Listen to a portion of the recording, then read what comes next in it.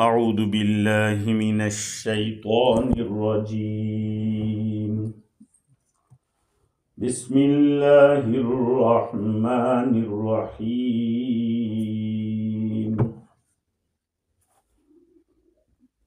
अरअयतल्लज़ी युकज़्ज़िबु बिद्दीन फ़ज़ालिकल्लज़ी यदउल यतीम वला यहुद्दु अला तआमिल मिस्कीन फ़वैलुल लिलमुसल्लीन अल्लज़ीना हुम अन सलातिहिम साहून अल्लज़ीना हुम युराऊन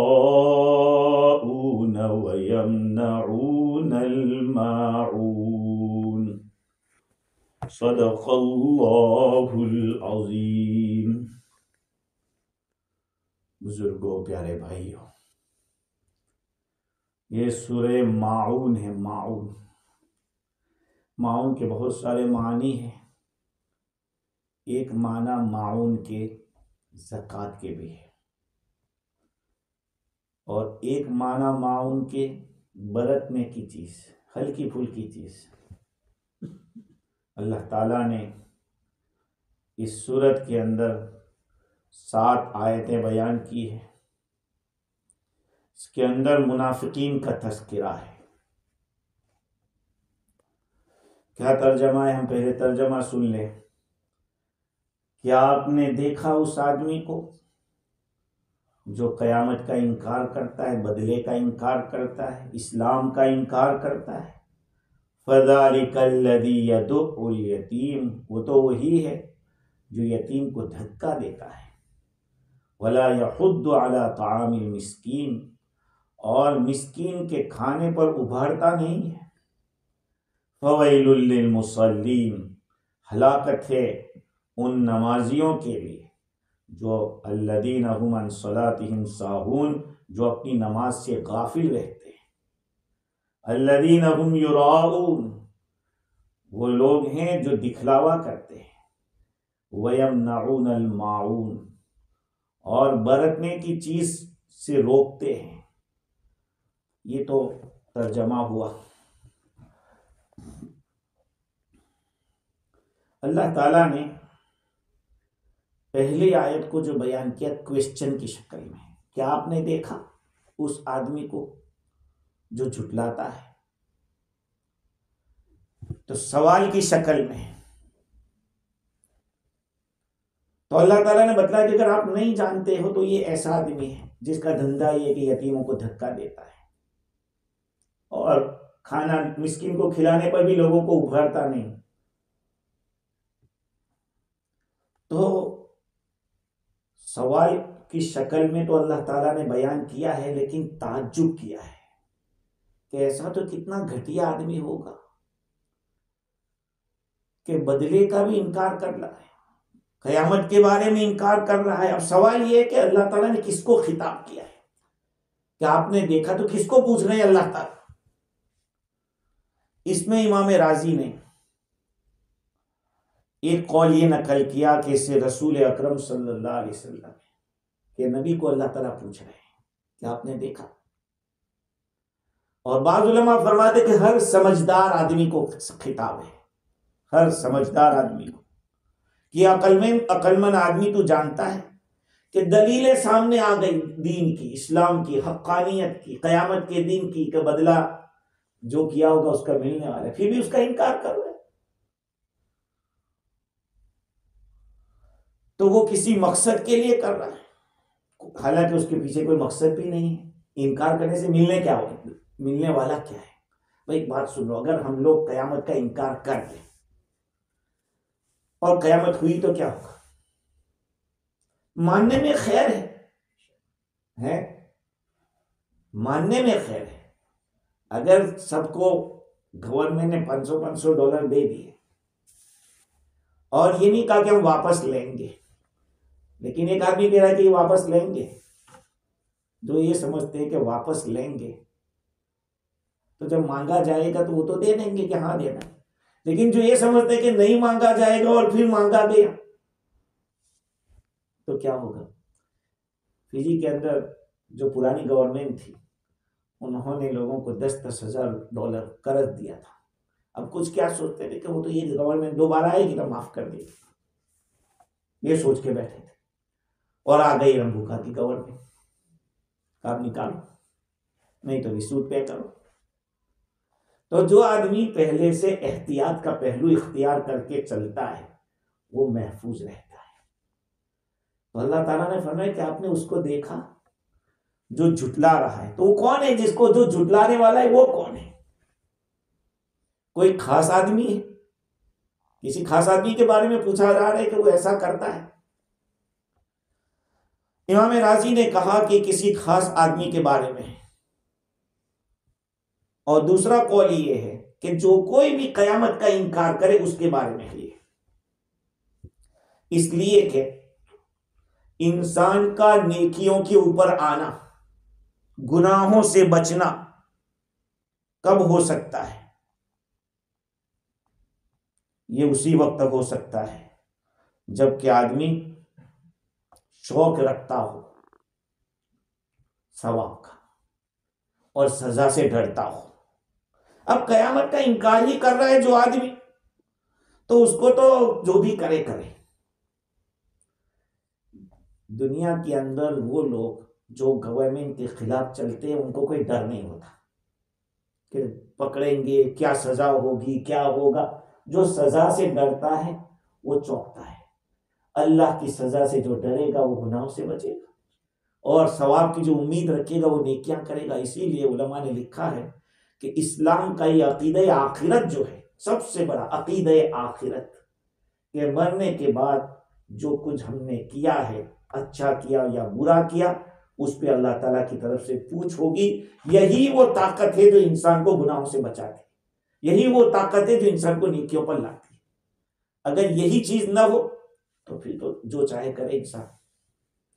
अब सवाल ये कि जिस आदमी के बारे में पूछा गया वो कौन है, किसके ये धंधे थे? बाजों ने तो कहा कि उस हर वो आदमी जो कयामत का इनकार करे उसके बारे में, लेकिन एक कौल ये है कि एक खास बैकग्राउंड हुआ है, कुछ मामला हुआ जिसकी वजह से अल्लाह ताला ने आयतें नाजिल फरमाई। वो कौन था? इमाम राजी ने 5 कौल नकल किए कि एक कौल अबू सुफियान के बारे में था। पहले तो इस्लाम पे दाखिल नहीं हुए थे, बहुत आखिर में दाखिल हुए। वो तो सन हिजरी 8 के बाद दाखिल हुए, फतेह मक्का के बाद दाखिल हुए, वरना इस्लाम के खिलाफ लड़ते ही रहे वो अबू सुफियान। अबू सुफियान कौन? हजरत मुआविया रज़ी अल्लाह अन्हु के वालिद, पूरी जिंदगी लड़े। लेकिन बात इनकी आदत क्या थी? उनकी आदत ये थी कि हर हफ्ते 2 ऊंट ज़बह करता था, 2 ऊंट। और कोई यतीम आता था तो डंडे से भगाता था, मांगने के लिए आता कोई यतीम तो डंडे से भगाता था। तो अल्लाह ताला ने उनके बाद उसके बारे में ये कहा, यानी आदमी जब नेकी क्यों करेगा, वो ये मानता ही नहीं कि मिलने वाला इसका सवाब, तो क्यों नेकी करेगा। दूसरा कौल ये है कि ये आस बिन वाइल सहमी के बारे में नाजिल हुई आयत सूरत। उसकी आदत ये थी कि वो कयामत के दिन का इनकार करता था कि कुछ होने वाला नहीं। ये सब बेकार बातें जो कह रहे हैं कि हमने जो कुछ किया उसका हिसाब देना पड़ेगा, भलाई का सवाब मिलेगा, बुराई की सजा का कुछ नहीं उसके बारे में। और तीसरा कौल ये है कि वलीद इब्ने मुगीरा के बारे में। और चौथा कौल मावर्दी ने लिखा है कि अबू जहल के बारे में। इसके बारे में ज्यादा लोग बयान करते हैं। अबू जहल तफसीर अजीजी के अंदर लिखा है कि उसकी आदत ये थी कि कोई आदमी मरने के करीब होता तो उसके पास चला जाता है और कहता कि तू मुझे अपना वसी बना दे। वसी उसको कहते हैं कि जिसको सौंप के गया हो कि जरा संभाल लेना सब कुछ। तो ये पहुंच जाता और कहता कि जो तेरे बच्चे हैं जो मुझे सौंपे मैं सब कुछ कर लूंगा। और जो बेचारा गुजर जाता तो सब पे कब्जा कर लेता। अब वो यतीम बेचारा नंगा कपड़े पहने बगैर ऐसे मांगने के लिए अपना हिस्सा मांगता था, नहीं देता था और जुल्म करता था। तो मावर्दी ने कहा कि वो एक यतीम का वसी था। एक होता है मूसी, एक होता है वसी, एक होता है मूसा लहू। ये सब चीजें फिकाह के अंदर आती है। मरने वाला जो गुजर रहा है तो वो तो मूसी कहलाएगा, वसीयत करने वाला। और जिसके लिए वसीयत की गई वो मूसा लहू कहलाएगा, और जिस आदमी को वसीयत करे उसको वसी कहेंगे। तो ये बच्चा उसके पास आया, नंगा था बेचारा, उसके पास कपड़े भी नहीं थे, उससे मांग रहा था। तो उसने धक्के निकाल दिया, कोई तवज्जो नहीं की उसने। बेचारा बच्चा नाउमीद हो गया। तो कुरैश के बड़े लोगों ने कहा कि तुम जाओ, मोहम्मद के पास जाओ सल्लल्लाहु अलैहि वसल्लम, यशफाउ लका, वो तुम्हारे लिए सिफारिश करेंगे। यू गो टू प्रॉफिट सल्लल्लाहु अलैहि वसल्लम and you request him to help you, मदद मांगो, वो आपकी मदद करेंगे। मेरे और आपके नबी क्या थे, हैं, कोई भी जाता था किसी को ना नहीं कहते, जिसकी मदद जिस लिहाज से होती थी आपको मदद करते थे। चुनांचे आप सल्लल्लाहु अलैहि वसल्लम के बारे में उन लोगों ने कहा, लेकिन उनका मकसद मजाक था। जिन्होंने कुरैश के बड़े लोगों ने भेजा था उस बच्चे को, उनका मकसद मजाक था। लेकिन यहाँ हुजूर सल्लल्लाहु अलैहि वसल्लम के यहाँ तो हकीकत होती थी, जो भी आया उसकी मदद करो। तो ये बच्चा आया, बच्चे को पता नहीं था कि ये मेरा मजाक कर रहा है। भाई जो आदमी फंसा हुआ उन्हें उसका सब मजाक करते हैं, दुनिया में देखा होगा। जो कमजोर होता है उसको सब खेलते हैं उसके साथ। ये दुनिया का ये हो रहा है और हुआ है। तो यतीम हुजूर सल्लल्लाहु अलैहि वसल्लम के पास पहुंच गया और दरखास्त की। आपकी आदत थी किसी मोहताज को वापस नहीं करते थे। फज़हब माहू इला अबी जहल, he went to Abu Jahl with this offer. यतीम बच्चे के साथ तशरीफ ले गए आप सल्लल्लाहु अलैहि वसल्लम, और उसने वेलकम किया और यतीम को उसका माल दिया। यतीम का कभी कभी ऐसा होता है, दुश्मन को भी ले जाओ नहीं तो शर्मिंदा हो जाता है। हाँ, कभी ऐसा सोचते कि ये इससे क्या बनेगा, लेकिन होता है। नबी अकरम सल्लल्लाहु अलैहि वसल्लम ने जब देखा कि यतीम का माल दे दिया, कुरैश ने भी देख लिया, तो कुरैश ने कहा कि देखा देना पड़ा क्या नहीं। अब उल्टी चाल, उल्टी चाल कि हुजूर के खिलाफ वो गैर ये आग दिला रहे हैं कुरैश कि क्यों देना पड़ा, ऐसे तो तू देता नहीं था। तो लोगों ने कहा कि लगता है तू भी मुसलमान हो गया, सब होता है, यानी तूने भी अपना दीन चेंज कर दिया, ऐसा लगता है अबू जहल को। उसने कहा कि ला वल्लाहि मा सबौतु, मैं बेदीन नहीं हुआ, I did not change my religion, मैंने चेंज नहीं किया है। बट क्या हुआ, मैंने उनकी राइट साइड में और लेफ्ट साइड में नेज़े देखे थे, अगर मैं नहीं देता तो मुझे लग जाते। मुझे अंदेशा हुआ कि अगर मैं इनकी बात को नहीं मानूंगा तो फिर ये मुझे खत्म कर देंगे, ये नेजा मुझे मार देंगे। तो आपके दोनों साइड के ऊपर नेजे थे। तो बाद लोगों ने यह भी कहा है कि ये आयत नाजिल हुई है उस शख्स के बारे में जो कंजूस भी हो और दिखलावा भी करता हो, कंजूस भी हो और दिखलावा भी करता हो। अल्लाह ताला ने इस सूरत में उसका तज़किरा किया है। अरअयतल्लज़ी युकज़्ज़िबु बिद्दीन, क्या आपने देखा उस आदमी को जो दीन को झुटलाता है। अब दीन से क्या मुराद है, बाज़े लोगों ने कहा कि बदला, मालिक यौमिद्दीन, दीन का मालिक है। दीन के माना बदले के दिन का मालिक है अल्लाह ताला, क़यामत के दिन का मालिक है। बाज़ों ने दीन से मुराद इस्लाम भी मुराद लिया कि इस्लाम का इनकार कर रहा है, नफ्से दीन और इस्लाम मुराद हो। तो चूंकि ये लोग खुदा का इनकार करने वाले थे, कहाँ मानते थे अल्लाह ताला को, या ये कि हुजूर सल्लल्लाहु अलैहि वसल्लम की नबूवत का इनकार करते थे। नबूवत का इनकार खुदा का इनकार है। अल्लाह के नबी की नबूवत का जो इनकार करेगा वो खुदा का इनकार करेगा, इसलिए कि भेजने वाला तो अल्लाह है, भेजने वाला अल्लाह है। अब वो नबी का इनकार कर रहा है तो खुदा का इनकार कर रहा है। तो या ये कि वो आखिरत का इनकार करता था, शरीयत के किसी भी हुक्म का इनकार करना वो खुदा का इनकार है। ये सीधी सी बात है। इसलिए कहा जाता है शरीयत का कभी मजाक मत करो, दीन के मामले में खेल कूद मत करो। गुनहगार हम सब हैं, हम सब गुनहगार। कुल्लुकुम खत्ताउ व खैरुल खत्ताइन अत-तव्वाब, तुम सब गुनहगार हो, लेकिन बेहतरीन गुनहगार वो है जो तौबा करते हैं। गलती होती है, किसी को गलती पे आर भी मत दिखाओ, गुनाह हो जाता है इंसान से, लेकिन हो सकता है जिसने गुनाह किया है वो तौबा करके अल्लाह के बहुत करीब बैठ जाए और वहीं पे रह जाए। तो बाज़ों ने कहा कि दीन का इनकार से मुराद इस्लाम का इनकार, और बाज़ों ने कहा कि दीन से मुराद बदले का इनकार। सवाल ये होता है कि ये दीन का इनकार कैसे? कोई तो वो तो कोई ना कोई धर्म तो मानता होगा, चाहे कुफ्र का ही धर्म क्यों ना हो। तो उसका जवाब ये है कि जब दीन बोला जाता है तो इस्लाम ही मुराद होता है। इसलिए कि असल कोई दीन कहने के काबिल है तो वो दीन इस्लाम है। इन्नद्दीना इंदल्लाहिल इस्लाम, यकीनन दीन मोतबर दीन तो वो दीन इस्लाम है। वमन यब्तगी गैरल इस्लामी दीनन फलन युक़बल मिन, जो इस्लाम के सिवा दूसरा धर्म तलाश करेगा वो हरगिज़ काबिल कबूल नहीं। फलन युक़बल। तो एक जवाब यह है कि जब दीन बोला जाता है तो इस्लाम मुराद होता है। और ये जो बातें करते थे वो कोई दीन ही कहाँ था। मक्का वाले कुफ्फार कुरैश मुशरिकीन जो दीन इख्तियार किए हुए थे वो कोई दीन ही नहीं था जिसको दीन कहा जाए।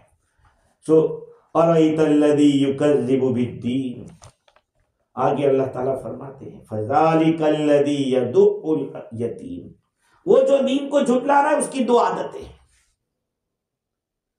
एक तो यतीम को धक्का देता है और दूसरा मिस्कीन के खिलाने पर उभारता नहीं। जो किसी को इंटरेस्ट न दिलाता वो खा खिलाएगा, जो दूसरे को शौक न दिलाता वो क्या खिलाएगा। तो अल्लाह ताला ने दो वस्फ बयान किए, एक तो करने का कि वो क्या करता था और दूसरा क्या नहीं करता था। तो पहला था यदुउल यतीम, यतीम को धक्का देता है,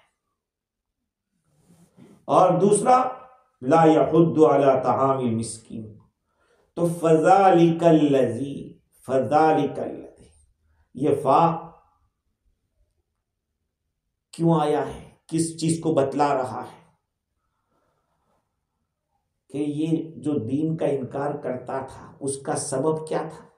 कहा कि वो यतीम को धक्का देता था, या यूं कहिए कि वो दीन का इनकार करता था इसीलिए न किसी को खातिर में लाता था। हर आदमी को अल्लाह से डरना चाहिए। अगर मैं आपकी डिसरिस्पेक्ट कर रहा हूं मुझे समझ के रहना चाहिए कि एक दिन मेरा आने वाला है कि मुझे तैयार रहना है। अगर आप किसी के साथ रॉन्ग कर रहे हैं तो तैयार रहने का कि इसका what goes around comes around.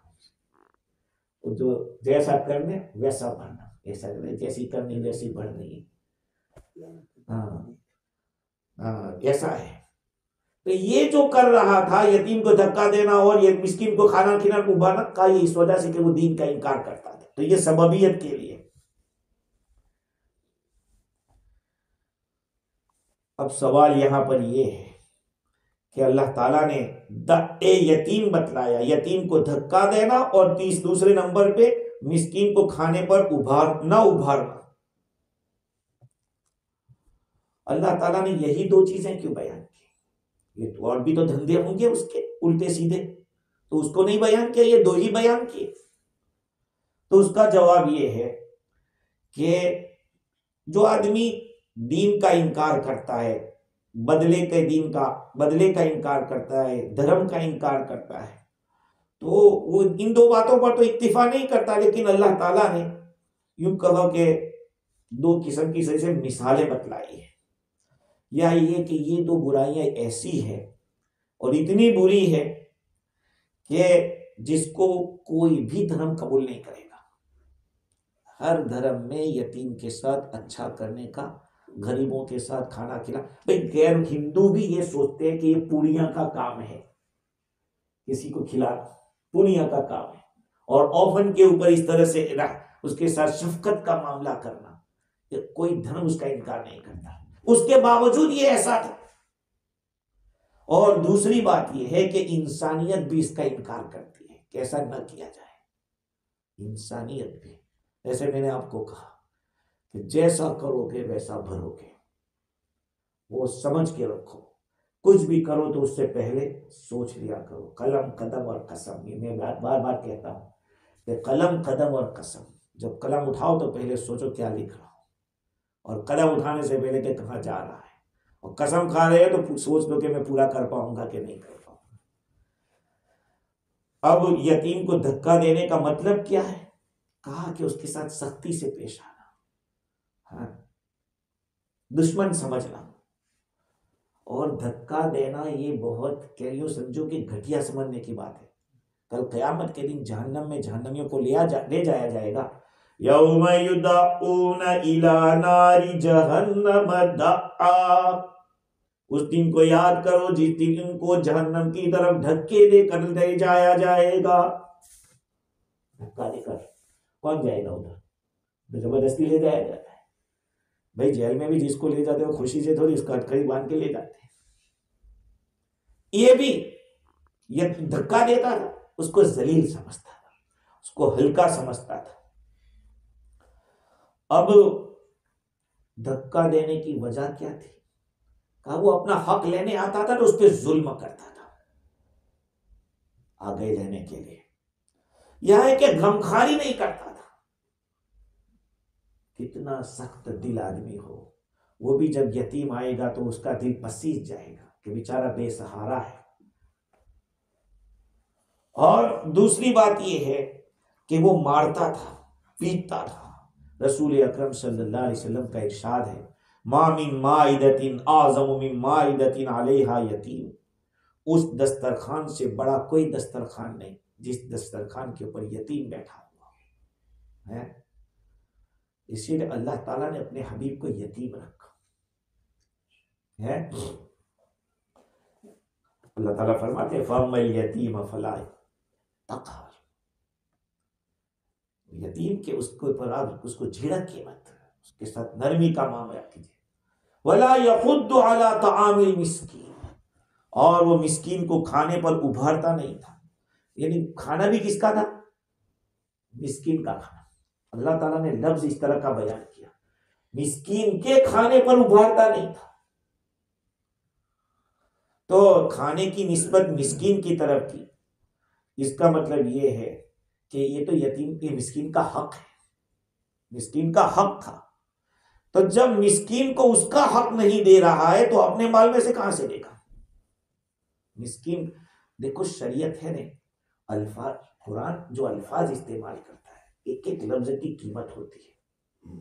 फरमाया कि मिस्कीन के खाने पर नहीं उभरता था, तो खाना भाई वो तो उसका हक है। इसीलिए कहा जाता है कि जो आदमी किसी बस्ती में जावे, कोई मुसाफिर, और वहां उसका कोई खाने का इंतजाम ना हो तो वहां की उस बस्ती वालों की जिम्मेदारी है कि उसको खाना खिलाए। अगर नहीं तो गुनहगार होंगे। हम सिर्फ ज़कात समझ लेते कि वही फर्ज है, नहीं, ज़कात के अलावा और भी बहुत सारी चीजें हैं। हमने ये सोच लिया, बल्कि अल्लाह माफ करे, ज़कात का अगर सही हिसाब लोग लगाए तो कोई मुसलमान गरीब नहीं रहेगा। हाँ, और मैं मानता हूँ कि ताली दो हाथ से बचती है। हाँ, उधर भी कुछ लोग ऐसे हैं कि कुछ करने के लिए तैयार नहीं, वो सोचते हैं कि आता है तो खाते रहो, ये इस साल ये नहीं तो दूसरे साल दूसरा मिलेगा। मैंने कोशिश की फिजी के अंदर ऐसे कि कुछ लोगों को ऐसे कि भाई उसको खड़ा कर दो, लेकिन खड़ा होना ही ना चाहे। उम्मत अपने पैसे की ज़कात को सही तरतीब से एक प्लान के साथ निकाले तो इंशाअल्लाह दूसरे सालों में वो खुद निकालने वाले बनेंगे।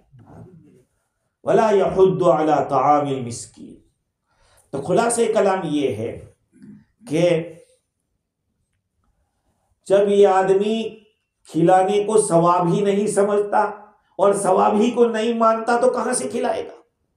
हमारे बहुत सारे मुसलमान भी मेरे भाइयों ऐसे जिनके अकीदे, जिनकी सोच और उनकी मेंटालिटी कुछ ऐसी होती है जो हमारी किताब से मैच नहीं खाती, कुरान और हदीस से मैच नहीं खाती। इसलिए कहते हैं कि ज़्यादा से ज़्यादा दर्स कुरान में बैठो, उसकी मजलिस में बैठो, ताकि हमारा दिल की भी कुछ सफाई हो, कुछ हमारा इल्म बढ़े।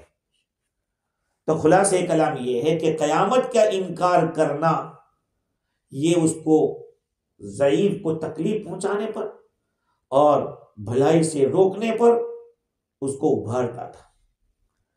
अगर वो ईमान रखता कि क़यामत के दिन बदला मिलेगा, यकीन रखता, वईदों को समझता, वादे को समझता, तो कभी उससे ये काम ना होता। अब सवाल ये है कि चलो उभरता नहीं था तो ना उभरना कोई गुनाह थोड़ी है। आपको मैं ना कहूं कि भाई इनको दे दो तो कोई गुनाह थोड़ी है कि मैंने नहीं कर, किसी को खिलाने पर उभारा नहीं। तो उसका जवाब ये है कि हाँ ऐसा तो हो सकता है, लेकिन कब हो सकता है? जब कोई और खिलाने वाला मौजूद हो आपकी जगह पर और आप नहीं कर रहे हैं, या ये कि आपको खतरा है कि अगर मैं इसको कहूंगा तो ये बात मानेगा नहीं मेरी, या अगर इसको मैं कहने जाऊंगा तो हो सकता है 2 गालियां हमको दे दे। तो ऐसे मौके पर आदमी ना उभारे, कोई बात नहीं। समझ रहे हैं? हर जगह उभारना जरूरी नहीं है। बाद दफा ऐसा होता है, बाद लोग कहते हैं अच्छा तू ही कर डाले, ऐसे भी होते हैं। अच्छा, अल्लाह ताला ने ये नहीं फरमाया कि मिस्कीन को खिलाता नहीं है, ये फरमाया कि मिस्कीन के खिलाने पर लोगों को इनकरेज नहीं करता है, उभारता नहीं है। तो उसका जवाब ये है कि अगर यतीम का खुद का हक वो नहीं दे रहा है तो मिस्कीन को अपने माल में से कैसे खिलाएगा? बल्कि वो तो अपने माल में बखील है तो दूसरे के माल में भी बखील होगा। ये बहुत ज्यादा घिनौनी हरकत है, घटिया आदमी है, ये बतलाना चाहते अल्लाह ताला। फवैलुल वला यहुद्दु अला तआमिल मिस्कीन फवैलुल लिल मुसल्लीन। अब सवाल ये कि बात तो चल रही थी उसकी, खिलाने पिलाने की बात चल रही थी, यतीम के पास एहसान, अब सीधी नमाजियों की बात आती है। फवैलुल लिल मुसल्लीन, ये वैल का जो लफ्ज है, वैल कुरान में अरबी में बहुत ही खतरनाक माना। वैल के माना हलाकत है। अल्लाह ताला ने बड़े बड़े जुर्मों के ऊपर, बड़े बड़े गुनाहों के ऊपर वैल का लफ्ज इस्तेमाल किया। वैलुल लिल मुतफ्फिफीन अल्लज़ीना इज़ा तालू अलन नासी यस्तौफून व इज़ा कालूहुम औ वज़नूहुम युखसिरून। हलाकत है उन लोगों के लिए जो नाप तोल में कमी करते हैं। जब लोगों से कैल करके नाप कर लेते हैं तो पूरा पूरा देख लेते हैं, और जब देते हैं तो कमी करके देते हैं। तो वैल का लफ्ज वहां पे आया, नाप तोल में कमी करने वाला। वैलुल लिकुल्लि हुमज़तिन लुमज़ा, हलाकत है उन लोगों के लिए जो लोगों की बातें यहां से वहां उठा के इस तरह से एबजोई करके या चुगलखोरी करते हैं, उनके लिए हलाकत है। तो वैल का लफ्ज जहां कहीं आता है तो ये लफ्ज बहुत ही ज्यादा बड़े जुर्म के ऊपर दलालत करता है। तो फवैलुल लिल मुसल्लीन। तो सवाल ये है कि बात हमारी चलती थी खिलाने पिलाने की, अचानक नमाजियों की बात क्यों आ गई? इमाम राजी ने उसकी कई वजह लिखी। एक वजह तो ये लिखी कि गोया के उसका यतीम को तकलीफ पहुंचाना और मिस्कीन को खिलाने पर उभारना नहीं, ये एक ऐसा गुनाह है जिसका ताल्लुक अल्लाह की मखलूक के साथ है, अल्लाह की मखलूक के साथ शफकत करने के साथ ताल्लुक रखता है। देखो, 2 चीजें हैं दुनिया के अंदर, नेकी की बुनियादी 2 चीजें हैं, ताज़ीम व अमरिल्लाह, शफकत वाला खल्क़िल्लाह। अल्लाह के हुक्म की ताज़ीम करो, अल्लाह के मखलूक के ऊपर शफकत करो। अगर मखलूक को नफा नहीं पहुंचा सकते मत पहुंचाओ, लेकिन नुकसान कभी मत पहुंचाओ। आप किसी की तारीफ नहीं कर सकते मत कीजिए, लेकिन बुराई तो बिल्कुल मत कीजिए। आज एक ऐसा माहौल बन गया कि इंसान डरता है, अच्छी बात करते भी डरता है। एक ऐसा यूं कहो कि ऐसा इन्वायरमेंट बन चुका है। तो नेकियां जितनी भी है वो 2 बातों पर है, अल्लाह के हुक्म की ताजीम, रिस्पेक्ट, और दूसरा अल्लाह की मखलूक के ऊपर शफकत। अब मखलूक के अंदर कोई जरूरी नहीं कि मुसलमान ही हो, गैर मुस्लिम के ऊपर भी शफकत की जा सकती है। नहीं, सबसे बड़ी शफकत है उनको दीन की दावत दो, कि जहन्नम से बच जाओ। अगर वो ऐसे हालात में तो उसकी भी मदद कर सकते, नफल सदके के जरिए, बहुत सारे रास्ते हैं। तो अल्लाह ताला ने पहले बतलाया कि बंदों के ऊपर शफकत का मामला था, उसमें तो वो फेल हो गया, लेकिन मेरे मामले में भी वो फेल है। फवैलुल लिल मुसल्लीन, ये एक कनेक्शन इस तरह से हुआ। और दूसरा तरीका ये है कि जब अल्लाह ताला ने उस आदमी की बुराई को बताया कि यतीम को सताता है और खिलाने पर उभारता नहीं, तो एक सवाल करने वाला पूछता है कि क्या नमाज उसको रोकती नहीं बुराई से? कुरान में तो आया, इन्ना सलात तन्हा अनिल फहशाई वल मुनकर, नमाज बुराइयों से और बेहयाइयों से रोकती है। बाद लोग सवाल करते हैं कि यार बहुत से नमाजी ऐसे हैं कि हम देखते हैं कि बेचारों के सर के ऊपर ऐसे काले काले दाग लगे हुए, लेकिन कभी कभी कारस्तान ऐसे करते हैं कि बस अल्लाह उस पर रहम फरमाए। तो उसका जवाब ये है कि देखो, मैं मिसाल देता रहता हूँ कि एक साहब ने सुना था कि बंदूक की गोली से शेर मर जाता है। क्या सुना था? बंदूक की गोली से शेर मर जाता है। तो जब एक आदमी गया, उसने बंदूक की गोली ली और शेर को ऐसे मारा, तो शेर ऐसे उसके सामने लपका। फिर जब सुना उसने कि बंदूक की गोली से शेर मर जाता है, तो कहा कि गलत बात है। ने किया, कैसे किया? कैसे? तो बेवकूफ, उसको बंदूक में रख के ठोका ऐसा तो फिर मर गया। तो नमाज भी बेहयाई और बुराई से रोकती है, जबकि उसको उसके तरीके से पढ़ी जाए। ये है, जैसे बंदूक से शेर मर जाता है, लेकिन ऐसे नहीं, बंदूक की गोली से ऐसे नहीं मरेगा। गोली ऐसे मारोगे तो कहाँ मरेगा? तो उसको बंदूक में रखना पड़ेगा। फवैलुल लिल मुसल्लीन, तो गोया के सवाल करने वाला पूछता है कि भाई इसको नमाज से नफा नहीं हो रहा है, उसको बुराई से रोकता नहीं। तो अल्लाह ताला ने बतला दिया कि अरे उसकी नमाज का क्या हाल है, आपके बताओ। वो तो रियाकारी के लिए पढ़ता है, और वो भी गफलत के साथ पढ़ता है। कैसी गफलत? न वक्त का लिहाज, अपने कामों को पहले करेगा, अरे नमाज अरे बाद में पढ़ लेंगे, बाद में पढ़ लेंगे। तो वक्त का आखिरी हिस्सा होता है और उस वक्त अनाप शनाप पढ़ लेता है। नबी अकरम सल्लल्लाहु अलैहि वसल्लम ने फरमाया कि ये मुनाफिक की नमाज है, मुनाफिक की नमाज है। चुनांचे हाफिज इब्न कसीर रहमतुल्लाहि अलैहि ने एक रिवायत नकल की है, हुजूर अकरम सल्लल्लाहु अलैहि वसल्लम ने इरशाद फरमाया कि तिल का सलातुल मुनाफिक, तिल का सलातुल मुनाफिक, तिल का सलातुल मुनाफिक, वो मुनाफिक की नमाज है, वो मुनाफिक की नमाज है, वो मुनाफिक की नमाज है। यजलिसु यरकुबु शम्स, वो सूरज के इंतजार में बैठता है। हत्ता इदा कानत बैन कर्नई शैतान, जब सूरज शैतान के दो सींग के बीच में आ जाता है, डूबने के तब तो ना डूबने, कल बात चली थी, सूरज डूब रहा है तो शैतान ऐसा हो जाता है। तो अब वो उठता है, काम फनकर अरबान, उठता है और जो मुर्गी ठोंगे मारते इस तरह से दाना चुनने के लिए मारती है ना, ऐसे सजदा करता है। ला यज़कुरुल्लाह फीहा इल्ला कलीला, उस नमाज में अल्लाह का जिक्र भी कम करता है। उन्होंने फरमाया कि ये मुनाफिक की नमाज है, ये मुनाफिक की नमाज है। तो नमाज को नमाज के तरीके से पढ़ा जाए। अल्लाह ताला फरमाते हैं कि फवैलुल लिल मुसल्लीन, हलाकत है उन नमाजियों के लिए जो कि अपनी नमाज से गफलत करते हैं। देखो अल्लाह ताला ने ये नहीं फरमाया कि नमाज के अंदर गफलत करते हैं, नमाज से गफलत करते यानी पढ़ते ही नहीं, नमाज से।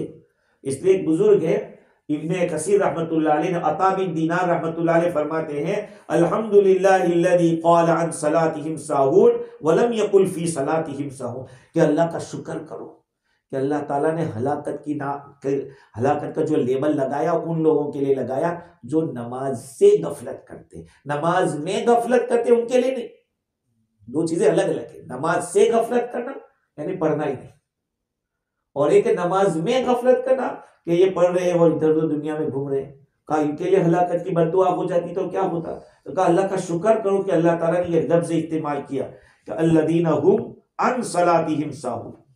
तो ये जो वैल का लफ्ज आया है हलाकत के माने में, बहुत सख्त लफ्ज है। यहाँ तक के रिवायत में आता है कि हर आदमी जहन्नम के अंदर अपने गुनाह के मुताबिक चिल्लाएगा, चिल्लाएगा। कैसा? जो आदमी कुर्सी का बहुत ज्यादा चाहने वाला होगा, यानी हंग्री, पावर हंग्री जिसको कहते हैं, जिसको पावर की भूख लगती है कि मैं बड़ा बन जाऊं, वो कयामत के दिन कहेगा वैली मिन हुब्बिश शरफ, वैली मिन हुब्बिश शरफ, यानी बहुत इज्जत की मोहब्बत करने से मेरी हलाकत। और जो आदमी जाहिलियत की जो हमीयत रखता था, यानी ढेरत रखता था, जाहिलियत वाली बातें करता था, वो कहेगा कि वैली मिन अल हमीयतिल जाहिलिया, एक कहेगा वैली मिन सलाती, हाय मेरी हलाकत नमाज की वजह से, मेरी नमाज सही नहीं थी। इसीलिए इमाम राजी ने ये बात मैंने पहली दफा सुनी है और पढ़ी है। मैं आपको बताऊं कि जब ये वैलुन वाली आयत जब आवे तो आदमी को ये पढ़ना चाहिए, कहना चाहिए कि वैली इल्लम युगफर ली, अगर मेरी मगफिरत नहीं हुई तो मेरे लिए भी हलाकत है। वैली इल्लम युगफर ली, अगर मेरी भी मगफिरत नहीं हुई तो मेरी भी हलाकत होगी। ये वैलुल लिकुल्लि हुमज़ा वैलुल लिलमुतफ़्फ़िफ़ीन या फवैलुल लिलमुसल्लीन। इस आयत करीमा से तीन बातें, एक बात ये मालूम हुई सबसे बड़ी बात कि तीन काम बहुत गलत है जो आगे आ रहे हैं। एक तो नमाज के अंदर गफलत करना, दूसरा दिखलावा करना, दिखलावा शोहब करना, और तीसरा बरतने की चीज को रोकना। बरतने की चीज क्या है उसकी तफसीर बाद में आ रही है। अल्लाह ताला ने फरमाया कि अल्लदीना हुम अन सलातिहिम साहून, तो साहून कौन है? गफलत करने वाला कौन है? बाज़ उलमा फरमाते हैं कि वो नमाज को याद ही नहीं रखता, नमाज चली जाती है फिर उसको याद आता है अरे यार नमाज चली गई। लेकिन इस कौल को उलमा ने ज़ईफ करार दिया है, क्योंकि उससे नमाज चले जाने के बाद अगर याद आया तब भी तो नमाज छोड़ने वाला नहीं, उसको याद तो आया कम अज कम। हदीस में आया कि अगर आदमी मन नसिया औ नाम अन सलाती फयुसल्लीहा, जब आदमी सो जावे, नमाज का वक्त चला गया और आंख खुली, तो जब याद आया पढ़ ले। या आदमी इतना बिजी हो गया कि याद ही नहीं रहा नमाज का, तो पढ़ ले। तो इस आयत से वो माना नहीं निकलेगा कि नमाज को बिल्कुल पढ़ता ही नहीं, नमाज को ऐसे ही रखता है। हाँ, तो ये जो आदमी जब कभी याद आ जावे कि मेरी नमाज फुला छूट गई है तो फौरन पढ़ ले। आदमी सो गया मर गया समझो, इसलिए सोने वाले से वो हदीस में रुफिया, ये आदमी जो सो जाते हैं उसकी पकड़ नहीं है। लेकिन ऐसा नहीं कि ऐसी चीज आदमी पीकर सोए के बस घंटों तक सोता ही रहे, है ऐसा ही जानबूझ के ऐसा करे, वो तो इसकी इजाजत नहीं होगी। अलबत्ता देखो किसी ने नींद में तलाक दे दी, नॉट एक्सेप्टेबल नींद में, इसलिए कि उसकी अब उसको आप कुछ कह ही नहीं सकते। आप वो सोया हुआ है उसके बाद कुछ बोलोगे वो थोड़ी सुनेगा, नहीं सुनता, तो उसकी इस पे पकड़। तो अभी सो गया, नमाज के 2-4 वक्त चले गए, तो अब जब याद आवे तो नमाज को पढ़ ले। या कोई काम में इतना बिजी हो गया कि वो नमाज का ख्याल ही नहीं रहा, ऐसा होता है कभी दुनिया में, ऐसे हालात भी आते हैं। खैर, तो साबुन का एक मतलब तो ये है। अब सवाल ये कि हुजूर अकरम सल्लल्लाहु अलैहि वसल्लम से कोई कभी इस तरह से नमाज से गफलत हुई? तो देखो, जो काम नबी की शान के खिलाफ नहीं थे अल्लाह ताला ने नबी से करवाए।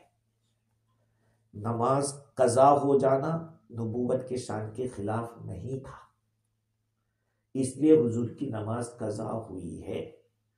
एक जंग के अंदर कई नमाजें चल पड़ी, इसके अंदर जंग चालू थी, तो उसमें हुजूर ने फिर बद्दुआ भी दी उन लोगों के लिए।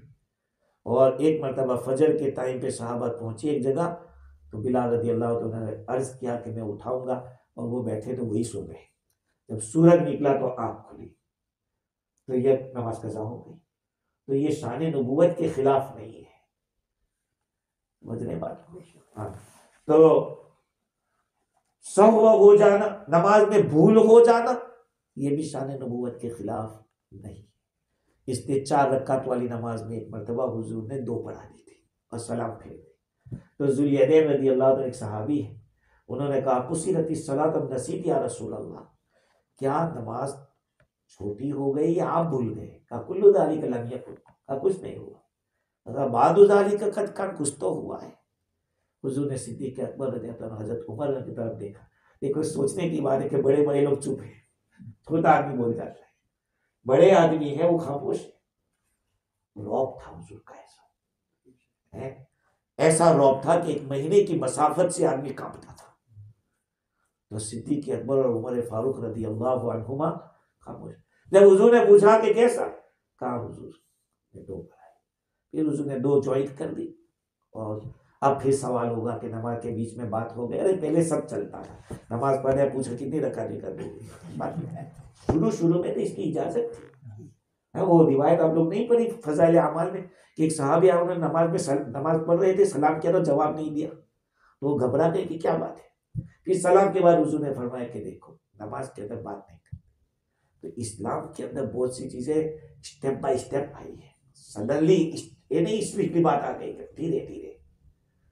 खैर, तो फवैलुल लिल मुसल्लीन अल्लज़ीना हुम अन सलातिहिम साहून, अपनी नमाज से गफलत करते यानी उसके वक्त से निकाल देते हैं, या ये कि उसमें गाफिल हो जाते हैं। अल्लज़ीना हुम युराऊन, वो लोग हैं, वो ऐसे लोग हैं जो दिखलावा करते हैं। यानी एक तो नमाज के भी ठिकाने नहीं, मुनाफिकीन का यही हाल था। मुनाफिकीन का आते ही नहीं थे नमाज में। वइदा क़ामू इलस्सलाति क़ामू कुसाला युराऊन अन्नास वला यज़कुरून अल्लाह इल्ला क़लीला। कोई अमल भी करेंगे तो दिखलावे के लिए करेंगे, और दिखलावा बहुत बड़ा गुनाह है। ये इसको कहते हैं, हदीस शरीफ में आया कि ये शिर्क अकबर है, ये असगर है, छोटा शिर्क है लोगों को दिखलावा। एक है बुराई यानी दिखलावा करने वाला, और एक है मुनाफिक। इन दोनों में थोड़ा सा फर्क है। मुनाफिक जो होता है वो ईमान को सिर्फ जाहिर करता है, दिल में छुपाता है कुफ्र। और जो दिखलावा होता है वो सिर्फ दिल में खुशू नहीं है, खुजू नहीं है, लेकिन दिखाता है कि बहुत खुशू वाली पढ़ रहा है।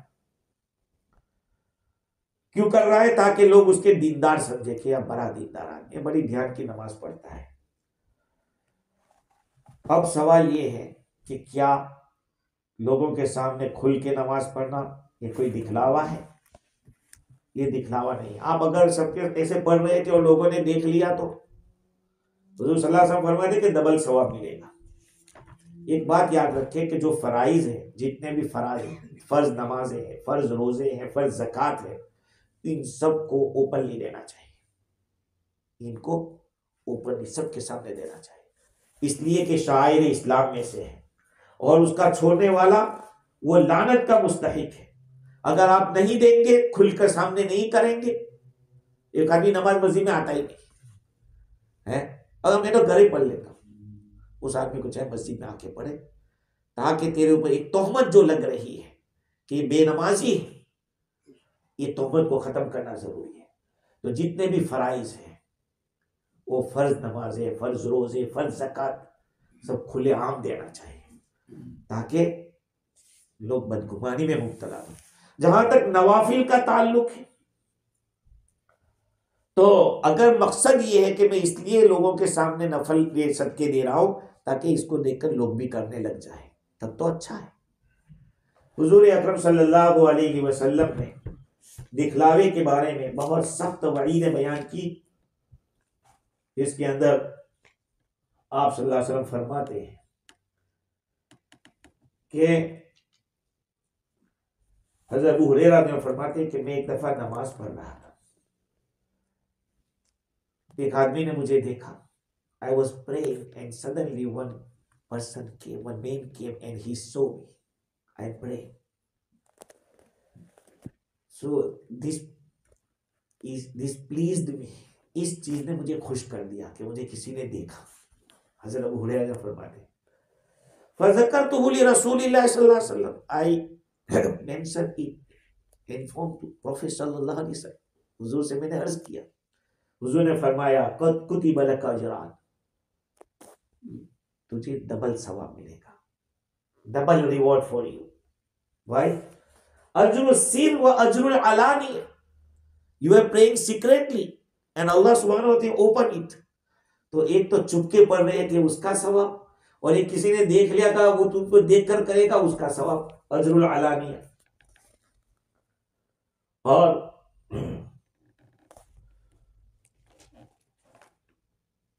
दिखलावे के लिए हदीस शरीफ में रसूल अकरम सल्लल्लाहु अलैहि वसल्लम ने फरमाया, मन सम्मा अन्नास बिअमलिही सम्मा अल्लाहु बिही। जो आदमी लोगों को सुनाना चाहेगा अपने अमल के तो अल्लाह ताला कर देगा। सामा खल्क़हु व हक़्क़रहु व सग़्ग़रहु, लेकिन अल्लाह उसको फिर हकीर भी कर देगा, जलील भी कर देगा। इसलिए कोई काम करो तो दिखलावे के लिए नहीं। एक आदमी ने किसी को मस्जिद के अंदर देखा, one guy who was doing सजदे शुक्र, सजदे शुक्र। सो पायस पर्सन सेड, नेक आदमी ने देखा कि यार सजदे शुक्र कर रहा है और बहुत लंबा सजदा किया उसने, तो क्या कहा कि मा अहसना हादा लौ कान फी बैतिक, how great if it was in your house. ये लंबा सजदा किया बहुत अच्छा, काश कि ये तुम्हारे घर में होता। समझ रहे, लंबे लंबे सजदे, सजदे शुक्र जानते हैं, सजदे शुक्र अल्लाह की किसी नेमत के ऊपर आदमी शुक्र करे, लेकिन उसमें भी वुजू जरूरी है। बहुत सारे ये सोचते क्रिकेट के मैदान में खड़े हो गए, सेंचुरी मार दी और सजदे में गिर गए, तो वुजू होना जरूरी है, बगैर वुजू के थोड़ी, क्योंकि वह सजदा is the part of prayer. जब प्रेयर हम विदाउट वुजू नहीं कर सकते तो फिर उसका पार्ट भी कैसे कर सकते। आप कहेंगे कि कुरान की तिलावत तो कर सकते, कुरान की तिलावत is not a separate part. तिलावत सेपरेट पार्ट नहीं है, इट इज अंडर द क़ियाम। समझ रहे बात को, किरात फर्ज है, लेकिन किरात के लिए कोई मुस्तकिल चीज नहीं है, वो तो क़ियाम के अंदर आती है, अलग से नहीं है। हाँ, नमाज के अंदर आती है, क़ियाम के अंदर, क़ियाम फर्ज है, इस फर्ज के अंदर किरात है। तो सजदा एक मुस्तकिल इबादत, एक फर्ज है, इसलिए उसके लिए वुजू जरूरी है।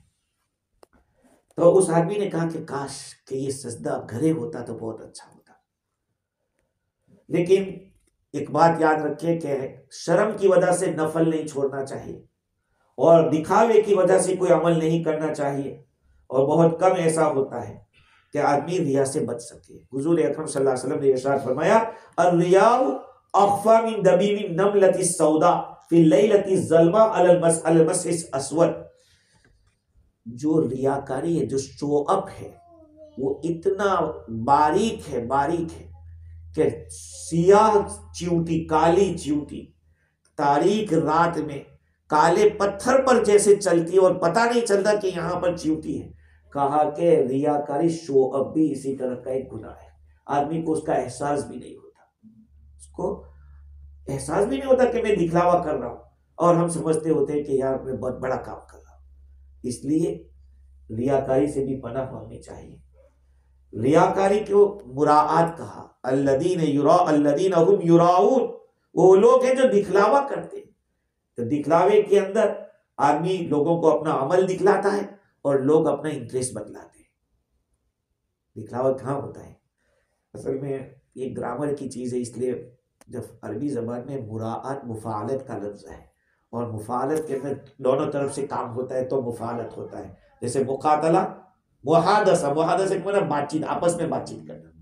ऐसे ही मुराआत दिखलावा, तो दिखलावे के अंदर दोनों जानिब से कैसा होगा? तो जो अमल कर रहा है वो अपने अमल को दिखला रहा है, और जो देख रहे हैं वो अपनी खुशी का इजहार कर रहे हैं उसके ऊपर का, दोनों तरफ से ये हो रहा है।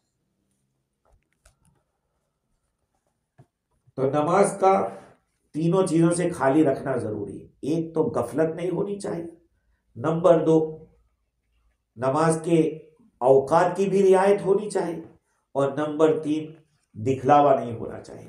तो अल्लदीन हुम युराऊन व यमनऊनल माऊन, और वो लोग हैं, वो है हलाकत है उन लोगों के लिए जो माउन से रोकते हैं। ये पाउन नहीं है, माउन है। माउन ज़कात को कहते हैं। ज़कात नहीं देते। अब इसकी शरह करते हुए इमाम राजी ने लिखा कि हज़रत सिद्दीक़ अकबर रज़ी अल्लाह अन्हु, हज़रत अली, हज़रत इब्न अब्बास, इब्न हनफिया, इब्न अम्र, हसन बसरी, सईद इब्न जुबैर, इकरमा, कतादा और ज़हाक, इन सब का कहना यह है कि वो ज़कात नहीं देते, एक मतलब। और अक्सर मुफस्सिरीन कहते हैं कि ज़कात देने का माना मुराद नहीं है बल्कि बरतने की चीज़। सुनना ये बात, हमारे घरों में जब पड़ोसी होते हैं तो कुछ ना कुछ ज़रूरत पड़ जाती है।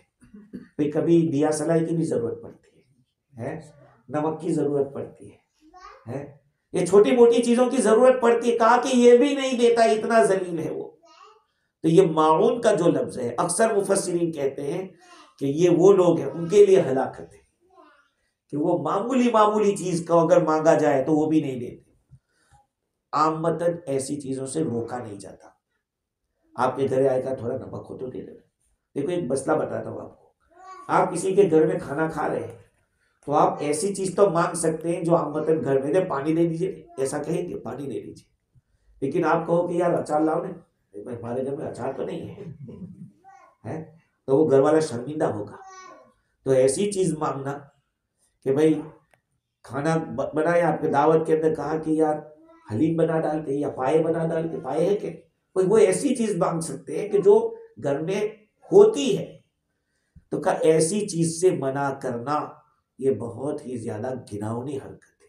अल्लाह ताला ने बहुत सारी चीजों को ऐसा रखा है, पानी है, इसी तरह से ग्रास है और नमक है और प्याला है। कभी कभी ऐसा होता है बड़ा बड़ा बड़ा बर्तन किसी का नहीं भी होता है तो भाई पड़ोस के पास गए, कमत देना, ये कंजूस बना है, बहुत ज्यादा घिनौनी हरकत है। तो माउन के माना है जिसको आमतन फकीर भी और अमीर भी अगर उससे मांगा जाए, उसको जरूरत पड़ सकती है, मालदार को भी जरूरत पड़ सकती है, गरीब को भी जरूरत पड़ सकती है, और उसको रोकने वाला बदअखलाक है। आपका पड़ोसी अगर आपके घर पे आया और ये कहा कि भाई थोड़ी सी शक्कर दे दीजिए, तो शक्कर तो हर एक घर में होती है, नहीं होती। अब कभी ऐसा हो सकता है कि भाई मेरी भी खत्म हो गई है तो वो दूसरी बात है, लेकिन है फिर भी आप मना कर रहे हैं तो क्या सोचेगा। कि अमीर आदमी भी कभी कभी ऐसा उसको करना चाहिए कि गरीब के घर से कुछ मांगे, ताकि वो फिर उसको जरूरत पड़े तो बेचारा खुले दिल से मांग सके, हैं। अब आप तो ये सोचो कि नहीं, वो क्या सोचेगा, कितना मालदार है फिर भी इसको जरूरत है, तो उसकी हिम्मत नहीं होगी कभी लेने आने की। पड़ोसियों के साथ ऐसे सुलूक रखो, ऐसे संबंध रखो कि वो आपसे जैसे फैमिली का एक मेंबर समझे आपको। हदीस में इसकी मानता है, हदीस में सलासतुल ला यहिल्लु मनउहा, 3 चीजें ऐसी है कि हलाल नहीं उसको मना करना, एक पानी, एक आग और एक नमक। आग जैसे दिया सलाई मांगने आए ना, भाई माचिस दे दो, और पहले जमाने में आग होती थी कि जरा आग दे दो तो हमारे घर में भी चूल्हा जला दे, ऐसा होता था, मना किया। या कभी कभी ऐसा कहा कि काम करना ना, मेरी 2 रोटी आपके घर में पका ले, मैं आटा दे देती हूँ, जरा पका ले, ये किताब में लिखा है इमाम राजी ने। तो ऐसे संबंध होते हैं भाई, पड़ोसी के साथ ऐसे ताल्लुक होते हैं। ये कहा कि भाई मैं आटा देता हूँ, जरा 2 रोटी हमारी भी बना देना, आप बनाने वाले हो तो। या फिर ये कि हमारा सामान, हम जा रहे हैं किसी जगह तो अपना सामान आपके घरे रखते हैं, थोड़ा रहने देना। ये बदअखलाकी है कि आदमी छोटी छोटी चीजों को भी मना कर दे। उलमाए किराम ने फजाइल में शुमार किया है कि आदमी अपने घर में कुछ चीजें एक्स्ट्रा रखे, ऐसी कि हो सकता है मेरे पड़ोसी को जरूरत पेश आ जाए। भाई जैसे कि हमारे फिजी के अंदर कैंडल है, कभी भी लाइट जावे तो इंडिया में भी, तो आदमी रखे कि भाई पड़ोसी के यहाँ अंधेरा होगा तो क्या होगा, वो भी परेशान होगा। तो आदमी को पड़ोसियों की जो जरूरत हो सकती है, ऐसी चीजों को ज्यादा घर में रखना, ये अच्छे अखलाक की बात है। बाज़ उलमा ने कहा कि माउन से मुराद पानी है, और ये फर्रा कहते हैं, इमाम राजी का कहना है कि हो सकता है कि जितनी भी चीजें अगर जिसका न होना बहुत मुश्किल है और अगर हो तो बहुत सस्ती होती है, का वो पानी है। बल्कि अगर जहन्नमी लोग जहन्नम में जाएंगे तब भी पहले वो जो चीज मांगेंगे वो पानी ही होगा। वनादा अस्हाबुन नारी अस्हाबल जन्नति अन अफीदू अलैना मिनल मा, जहन्नमी पुकारेंगे जन्नत वालों को कि हम पर थोड़ा सा पानी बहा दो, या अल्लाह ने जो तुम्हें दिया उसमें से कुछ दे दो। कालू इन्नल्लाह हर्रमहु अलल काफिर, अल्लाह ने दोनों चीजें हराम कर दी है काफिरों के। ये जहन्नम की बात है। बल्कि जन्नती भी जब जन्नत में जाएंगे तो अल्लाह ताला जन्नत वालों को भी जो सबसे ज्यादा लजीज चीज देगा, वसक़ाहुम रब्बुहुम शराबन तहूरा, और नबी अकरम सल्लल्लाहु अलैहि वसल्लम के हौज़े कौसर का पानी तो पहले ही कौसर पड़ चुके हैं कि पानी भी वो भी पानी ही होगा, और ऐसा पानी होगा कि उसको पी लेंगे, महशर में पी लेंगे, तब जन्नत का फैसला हो जाएगा, वहां तक प्यास नहीं लगेगी है। अब सवाल ये है कि अल्लाह ताला ने इस आयत के अंदर उसका नाम क्यों नहीं बताया कि वो काफर कौन है, वो मुनाफिक कौन है, अबू जहल है या फिर और कोई अबू सुफियान है, कौन है, नाम नहीं बताया। आप कहेंगे कि अल्लाह ने छुपा के रखा, तो छुपा के रखा तो आदम अलैहिस्सलाम का नाम क्यों नाम ले लिया। वासा आदम रब्बहु फगवा, आदम अलैहिस्सलाम ने अपने रब की नाफरमानी की, वो दरख्त तक से खाने को मना किया था और खा लिया था, तो अल्लाह ताला नाम क्यों लिया वहां पे। नाम लेना ही था तो इसका भी ले लेते। अरे भाई इसका नाम लेते तो फिर इतनी बड़ी किताब में उसका नाम आ जाता। तो फिरौन का तो आया ताकि लोग जाने कि वो कैसा था है। खैर असल में आदम अलैहिस्सलाम का नाम लिया इसलिए कि आदम अलैहिस्सलाम ने बाद में तौबा कर ली, और तौबा करके अल्लाह का कुर्ब हासिल कर लिया। तो अपने आदम की औलाद को ये कहा गया कि देखना तौबा के जरिए कुर्ब हासिल हो सकता है। तुम्हारे दादा ने भी एक गलती की थी, छोटी गलती की थी, ये तो बड़ी बड़ी गलती है। तो ये बतलाना था कि उम्मत ये समझे, आदम की औलाद के, जब आदम अलैहिस्सलाम छोटे गुनाह से जन्नत से निकल गए, हम दुनिया में बड़े बड़े गुनाह करेंगे तो हमें एंट्री कहाँ मिलेगी फिर, आदमी ये सोचे। और दूसरी बात ये है कि कोई कितना भी गुनाह कर ले, लफ्जिश तो हो सकती है, लेकिन अपनी गलती पे अड़ा ना रहे, आदमी तौबा कर ले, अल्लाह से माफी मांग ले, अपना मामला सुधार ले।